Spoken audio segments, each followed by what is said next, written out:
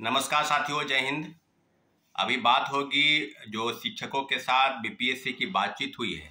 इस संदर्भ में किन किन चीज़ों पर और किन किन विषयों पर जो विसंगति है उसको लेकर बातचीत हुई है। और कल जो है सारी चीज़ों पर आपको मोटा मोटी जो जानकारी है उस बारे में आपको भी जानकारी हो गया होगा, परंतु जो विषय अभी है उस विषय को लेकर आपके समक्ष और जो समस्या है उसको लेकर छात्रों और युवाओं के ग्रीवांसेस को लेकर शिक्षकों के साथ, जिसमें गुरु रहमान खान सर, इसके झा सर, VC झा, नवीन कुमार सर और कई शिक्षकों को बुलाया गया था और शिक्षक गए भी थे, परंतु मोटा मोटी 7-8 जो मेन बिंदु हैं, जो मुख्य बिंदु है उसको लेकर TRE 3 में रिजल्ट के प्रकाशन में 1 कैंडिडेट 1 रिजल्ट, डॉक्यूमेंट का वेरिफिकेशन रिजल्ट के प्रकाशन के पहले हो, एज रिलैक्सेशन का मुद्दा को लेकर, और वहीं दूसरी तरफ जो नॉर्मलाइजेशन है, जो परसेंटाइल लागू करने की बात है, इस बारे में बीपीएससी के चेयरमैन, जो नए चेयरमैन हैं, उन्होंने अवगत कराया कि हम जो है नॉर्मलाइजेशन जो है परसेंटाइल लागू करना चाहते हैं। स्पष्ट तौर पर उनका कहना था कि हम 3 सेट में पेपर देना चाहते हैं। तो साथियों, कल से ही कई चीज़ों पर हमने देखा कि कई वीडियो के माध्यम से कई शिक्षक जो हैं उसमें इस चीज़ का सपोर्ट करते नजर आए। उन्होंने खुलकर विरोध नहीं किया, क्योंकि बीपीएससी के चेयरमैन जिस बात से इनका राय मशवरा करना चाहते थे कि हम परसेंटाइल और 3 सेट में क्वेश्चन देने की बात, तो उस बात पर इन लोगों में कुछ लोग विरोध भी किए, कुछ लोग हामी में भी भरे, परंतु मोटा मोटी ये जो कॉन्फिडेंस में लेने की बात थी शिक्षकों को कि हम शिक्षकों को कॉन्फिडेंस में लेते हैं तो फिर छात्र भी कॉन्फिडेंस में आ ही जाएंगे। तो परसेंटाइल पर मैं आपको बता दूं, एज ए छात्र भी और ये स्टूडेंट लीडर भी, दोनों तरीके से मैं बता दूं कि ये 2022 की घटना है और लगातार परसेंटाइल पर पूर्व चेयरमैन की तरफ से स्पष्टीकरण दिया जा रहा था कि पेपर लीक को रोकना है। और हमारे पास पेपर लीक पर एक सवाल था, और पेपर लीक के साथ साथ ये भी था कि कैंडिडेट ज़्यादा है, तो हम चाहते हैं कि 1 शिफ्ट में परीक्षा नहीं होकर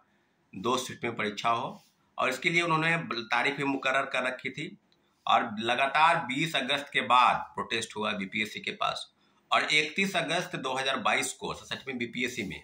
बहुत बड़ा प्रोटेस्ट हुआ था, आपको याद है इसके पहले। और काफ़ी चीज़ें जो है ये बदलाव के रूप में आई थी, और बीपीएससी के चेयरमैन ने ठोक बजाकर, उस समय तत्कालीन चेयरमैन अतुल प्रसाद जी ने ठोक बजाकर कहा था कि हम जो है परसेंटाइल लागू कर दिए हैं, परंतु बहुत बड़ा प्रोटेस्ट हुआ था। माननीय मुख्यमंत्री नीतीश कुमार जी के हस्तक्षेप के बाद इस मामले को शांत कराया गया और 1 शिफ्ट में परीक्षा कराने की बात हुई, जो पहले से ही होती आई है। तो मोटा मोटी जो बिंदु है, जिस बिंदु की चर्चा हम करेंगे कि क्या बीपीएससी दोबारा परसेंटाइल लागू करने की बात, नॉर्मलाइजेशन लागू करने की बात कही जा रही है। जैसे ही क्वेश्चन का नेचर 150 से ऊपर चला जाएगा, कहने का मतलब 150 से ऊपर 300 या 450, यानी 3 सेट में अगर करने की बात है, तो वैसे ही नॉर्मलाइजेशन परसेंटाइल सिस्टम जो है वो लागू हो जाएगा। तो इस बात से शायद उनको अगर याद नहीं है तो पूर्व चेयरमैन से बात कर लेना चाहिए, नहीं बात करें तो अपने कर्मचारियों से, कि लगभग 10,000 की संख्या में पटना में एक बहुत बड़ा प्रोटेस्ट हुआ था। अब प्रोटेस्ट के तमाम वीडियो में देखिएगा तो हम लोगों की भूमिका उसमें अहम थी। हम लोगों ने बढ़ चढ़ कर इस समस्या का समाधान निकालने के लिए, और बीपीएससी के चेयरमैन, छात्र नेता गिरफ्तारी के बाद हम भी बीपीएससी के चेयरमैन से मुलाकात करने गए थे बीपीएससी के अंदर, और अपने छात्रों के साथ, अपने सहयोगी के साथ अब पूरी तरीके से हमने कहा था कि बीपीएससी चेयरमैन इस बात को वापस ले लीजिए, परसेंटाइल लागू नहीं होने देंगे। और परित उसी दिन दिल्ली में भी मुखर्जी नगर में लगभग 10,000 के आसपास छात्रों की बहुत बड़ा हुजूम इसके खिलाफ में। तो आज जो छात्रों को फिर ये भी कहा जा रहा है कि हम 15 नवंबर के आसपास फिर एक बैठक छात्रों के साथ बुलाना चाहते हैं। तो मैं आपसे पूछना चाहता हूं, आप लोग एकजुट रहिए और पूरी तरीके से बीपीएससी की जो कार्यशैली है, जिस कार्यशैली में वो बात करना चाहते हैं नॉर्मलाइजेशन और परसेंटाइल को लेकर, आपकी संख्या अगर बीपीएससी में अभी तक जो आवेदन हुए हैं उसकी संख्या कम से ज़्यादा 5 लाख के आसपास है।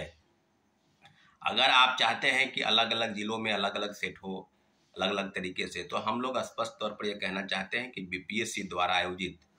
1 शिफ्ट और 1 सेट एक परीक्षा है, और पहले की तरह जिस प्रकार से बीपीएससी पहले की तरह आयोजित करती आ रही है, उसी तरीके का परीक्षा हम लोग चाहते हैं कि आयोजित हो, और किसी भी प्रकार से इफ वट की संशय की स्थिति में नहीं हो। इसलिए छात्रों और अभ्यर्थियों को एक आवाज़ है, एक आह्वान कर रहे हैं इस वीडियो के माध्यम से कि आप लोग एकजुट रहिए और पूरी तरीके से बीपीएससी की एज कार्यशैली पर, जहां बड़े पैमाने पर धांधली और भ्रष्टाचार के संकेत मिलेंगे जैसे परसेंटाइल लागू होगा, उस विषय पर हम लोग को एकजुट रहना है। और 2022 में जो प्रोटेस्ट हुआ था, अगर बीपीएससी नहीं मानती है, एक सुर में अगली जो बैठक होगी उसमें सीधे कहना है हम लोगों को एकजुट होकर कि हम लोग एक शिफ्ट में परीक्षा चाहते हैं, और एक से ज़्यादा शिफ्ट में जैसे ही परीक्षा होगी तो वहाँ नॉर्मलाइजेशन और परसेंटाइल सिस्टम लागू हो जाएगा।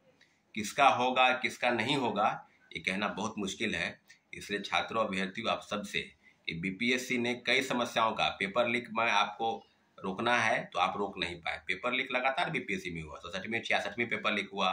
67वें पेपर लीक हुआ। कौन सरगना है अभी तक आप उसको पकड़ नहीं पाए हैं। कभी पिंटू यादव, कभी एक आईएएस अधिकारी जो गुजरात कैडर का है उसका नाम आता है, तो शिक्षक भी है, सेटर भी है, माफिया भी है। दूसरी तरीके से कहा जाए तो बीपीएससी की उच्च कार्यशैली पर, जहां पर बीपीएससी खुद को पाक साफ बताना चाहती है, शिक्षकों को कॉन्फिडेंस में लेना चाहती है ताकि छात्र भी हमारे पक्ष में आ जाए, तो किसी भी हाल में हम बीपीएससी चेयरमैन को आगाह करते हैं कि नॉर्मलाइजेशन और परसेंटाइल सिस्टम, एक से ज़्यादा शिफ्ट में परीक्षा कराने की जो आपकी पद्धति है, रणनीति है, उसमें आपको सफलता नहीं मिलेगी। हम लोग चाहते हैं कि एक शिफ्ट में परीक्षा हो। ठीक है साथियों, अपने कमेंट के माध्यम से आप सूचित करेंगे कि क्या छात्रों अभ्यर्थियों की राय है, लेकिन किसी भी प्रकार से हम लोग बीपीएससी सिविल सेवा में परसेंटाइल सिस्टम लागू नहीं होने देना चाहिए। ठीक है साथियों, धन्यवाद, जय हिंद।